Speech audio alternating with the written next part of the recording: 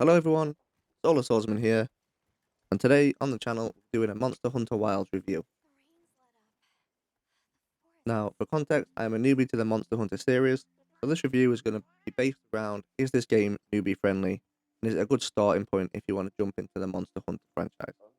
The areas we're going to cover are the general gameplay, world design and graphics, the combat, the builds, the equipment, and do I think this game is value for money.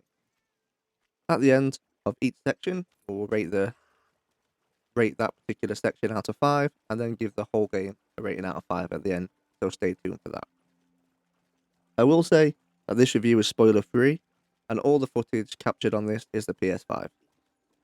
Jumping into our first section, general gameplay. So, the general gameplay for me, I thought overall was very good. Initially, in my maybe first hour of the gameplay, I did find it a little bit overwhelming, but that was my fault, if I'm honest. I kind of skipped through a lot of the tutorials, especially with combat and hunt and building your loadout. I just kind of dove straight in, and I had no idea what I was doing. So that was probably my fault for finding it a bit overwhelming.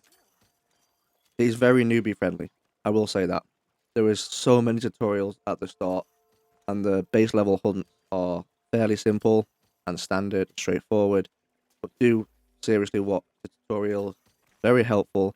They explain how to do combos, what weapons work, little elements of the monsters, even if you get hit by elemental damage, what cures that. And this is throughout the entire game. So it's through the combat, it's through the blacksmith, through the training, everything. The tutorials are great. So in that way, it is very user friendly. Now, combat wise, just to touch on it briefly, it's very fun, very varied. And there's a few different hunts. Say a few. There's quite a lot of different hunts, so it's nice and varied there. There's lots of exploration between the different areas you go to. You're not just limited to like one hub and then you go out from there. Like not like a big tree and it branches out from there. It is spread out all over the place, which is great. Story wise, I found the story quite enjoyable. I will, however, say in certain parts I did find it a little bit slow. In terms of there were a lot of cutscenes and a lot of areas where you start missions where you just walk in and chatting on your little separate, which I did find that altered the pacing a little bit to make it a bit slowed down. But I understand why it's there, so you can actually build a little bit of rapport with the characters and give you a little bit of lore, especially if you're new to the game like I was. The story is good on its own. As a standalone game, I thought the story was fine. It wasn't particularly great, it wasn't particularly rubbish. It was just good and okay. So in that terms, it was I enjoyed it. And then generally, performance wise, it was great on the PS5. I had no problems whatsoever. No lagging, no frame skips, none of that stuff. And I played on the performance mode, as I feel like the actual performance is more important than the graphics in a game like Monster Hunter. So overall, for that section, I'm gonna give the general gameplay a 5 out of 5, as I just felt it was very, very good throughout the game, no issues, and it was just fun to play. The next section we're going to cover is the world design and graphics. For the world design, I thought it was great. The environments, for the most part, look good. I did find in some areas the graphics were a little bit lacking, but that could be because I'm playing in performance mode and I'm not focusing on the graphics solely. Felt like a little bit of the textures, especially in the foresty sections, weren't as detailed as I would have liked. But I feel like you don't really play a game like Monster Hunter for the graphics. It's more about the combat than anything else. So overall, the graphics were fine. Nothing to shout home about, but just middle ground kind of thing. And that's fine, You don't have to focus on the graphics in every game. I know there's a lot of people out there that do, but for me personally, it wasn't a big deal. Back to the world design. Thought the world design was really, really, really good. It was nice to get access to all the areas nice and early on, so you get to explore them instead of being locked behind levels or certain monster hunt fights. And instead of having that one big camp, like I mentioned before, that a lot of RPGs do, you have a separate camp in each area, and you are allowed to do little pop-up camps or like little pop-up tents, as it were, as you go through each area, so there's different spots you can pick up, and these are very, very obvious, by the way. They pop up all the time saying, "Oh, that'd be a good spot for a camp over there," and then you can go to that spot, and the little guy will come along and put you a little pop-up camp for you, which is great as a newbie player because it allows you to refill items you've used, such as your potions, your antidotes, and even change your loadout, so you can change your weapons, equipment of yourself and your palico. So I thought that aspect of the world design is very, very newbie friendly. And it just felt nice to come into that. It's such a good quality of life thing to have in a game when you can just refill stuff so you don't have to go on a mile trek or keep fast traveling all the time. It's just nice to have that aspect there. Speaking of the fast travel, I thought that was good. You can easily jump between the camps, which is always nice in a game like that. And there's not much of a loadout time either. You just jump on your Secret and within a few seconds you're there at the camp, which is brilliant. The maps have loads to do. In each area, you roughly have, I would say, from my experience, about 4 or 5 monsters, big monsters that you're properly hunting, and then they're filled with medium-sized monsters, little monsters, and really tiny ones as well. So there's a lot to do, a lot to explore.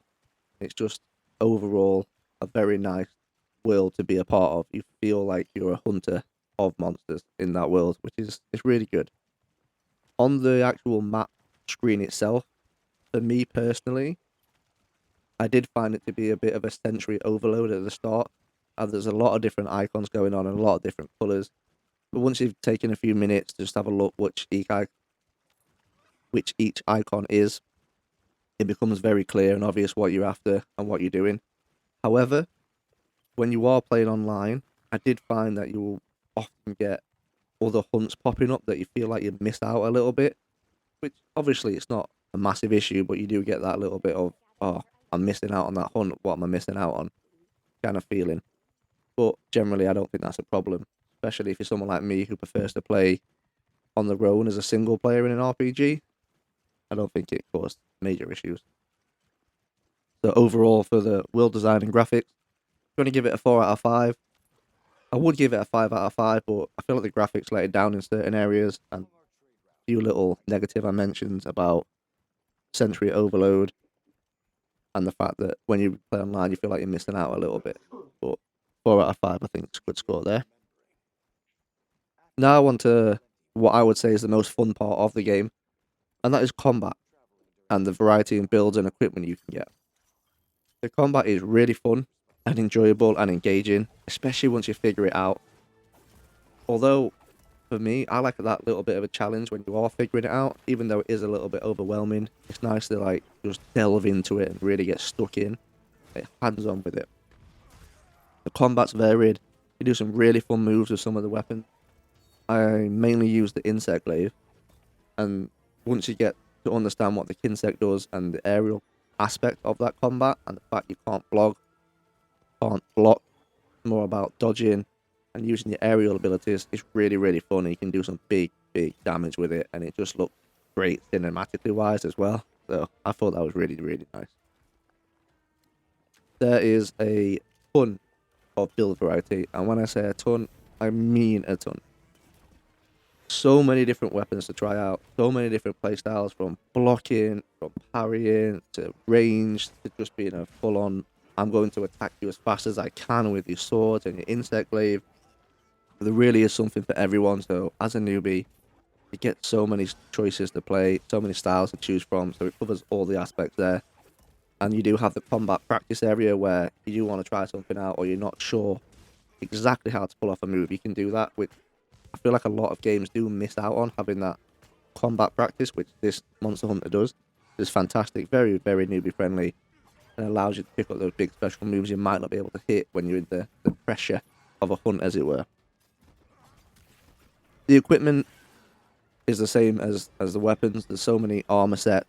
There's the little extras you can add onto it. The word escapes what they're called, so I'm just going to call them trinkets for now. But the trinkets give you different additional abilities like cooldown rates, effective potions, things like that. And then you have your palico equipment as well. So you can upgrade your palico's equipment, their weapons, their armor. And sometimes for me, the armor is more about the fashion than anything else. There's some really cool designs within the game. And obviously the stats are important, but sometimes it's just nice to look cool. and you can focus your equipment and your armor on specific stats, defenses, and weaknesses. So if you're facing a monster that's got the element fire, you can build up your fire resistance. So that's really nice, and it's very obvious as well. So as a newbie coming into that, you can easily tell that if I'm struggling against this monster, all I've got to do is change to this armor, and I'm gonna kick its butt. You do have some additional items with the weapons as well, like as I mentioned, the insect layer has insect, which has certain abilities that roll into that, and you can change those as well and buy them.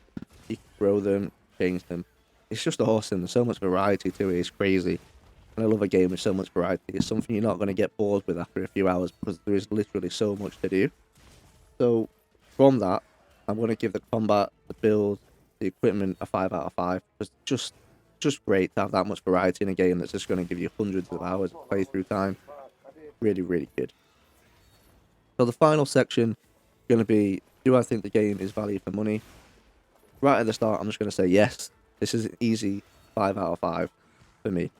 There's obviously AAA games cost upwards of like £60 to £80 nowadays if you're going for the deluxe editions and stuff, but they start around 60, and it's definitely worth it. The story itself is not particularly long; it's only about 15 to 20 hours, but you don't really play Monster Hunter from my experience for the story. It's about the hunt, and there's base hunts, like the medium level hunts, higher tier hunts. It's got all that to go through, and it's brilliant.